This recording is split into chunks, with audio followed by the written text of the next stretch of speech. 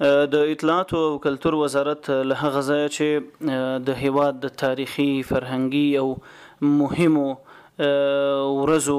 د لمانځلو مسؤلیتونه په غاړه لري، یا دغه ورځو د عظمت په موخه ولس ته د پوهاوي مسؤلیت په غاړه لري. نو سږ کال هم د مشرتابه له لوري د اسلامي امارت په ټول ساختار کې اطلاعات او کلتور وزارت ته دغه مسؤلیت او دنده سپارل شوی چې دغه وزارت په مشرۍ مختلف ارګانونه موږ سره همغږي ول چې هغه امنیتي ارګانونه دي، مختلف هغه نور وزارتونه چې د مسأله کې همکاري کولای شو.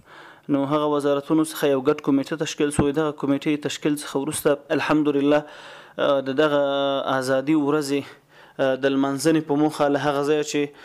نظام باید خادم وي، نو موږ د دې لپاره چې ولس ښه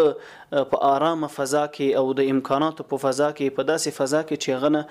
دا موضوع حس شي چې نن د ازادۍ ورځ ده، دغه فضا موږ برابره کړه چې د اطلاعات او کلتور وزارت مسؤلیت او البته اړوند ادارات سره په همغږي باندې چې هم په مرکز کې الحمدلله د هیواد په ټولو ولایاتو کې دغه آمادګیانی او ترتیبونه چې په مرکز کې د مرکزی کمیټې لوري او په ولایاتو کې د اطلاعاتو فرهنګ ریاستونو لوري دغه مبارکه عظیمه او د فتح ورځ چې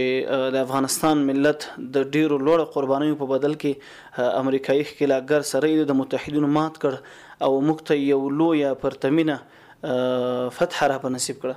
چې دا په الهي نصرت سره وسو الحمدلله. نو دغه ورځې ښه پرتمین المنځنه وسوه، ولس خوشحاله و. مونږ الحمدلله کوم ارزیابیان چې ولرل هغه زموږ له تصور څخه هم پورته چې الحمدلله ولس ځوانان عام خلک په پراخه پیمانه په دغه ورځ په جشنونو کې، په غونډو کې، په مجالسو کې دوی ګډون کړي او موږ هم هڅه او تلاش دا کړو چې د امکان تر حد او په لویه کچه باندې موږ هر هغه شعار، هر هغه نښه چې د ازادۍ حس ترې کېږي هغه مو په که د بینرونو لارې وي، که د سپین محمدي توغ د نسبولو موضوع وي، او همدارنګه هغه شعارونه چې زموږ راتلونکي نسل ته، زموږ ځوانانو ته د ازادۍ ارزښت بیانوي او د دغه ورځې اهمیت او زموږ راتلونکی نسل په دې پوهوي چې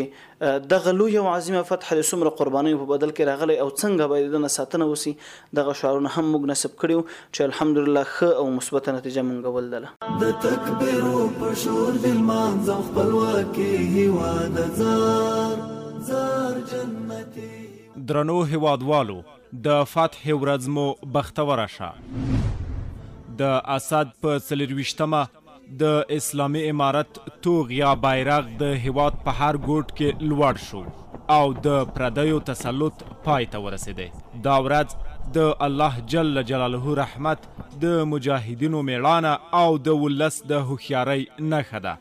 راځئ د دې لویې بریا ساتنه وکړو او د اسلامي ارزښتونو په رڼا کې یو روښانه راتلونکی جوړ کړو. سوړیا راغلې نه ازادۍ،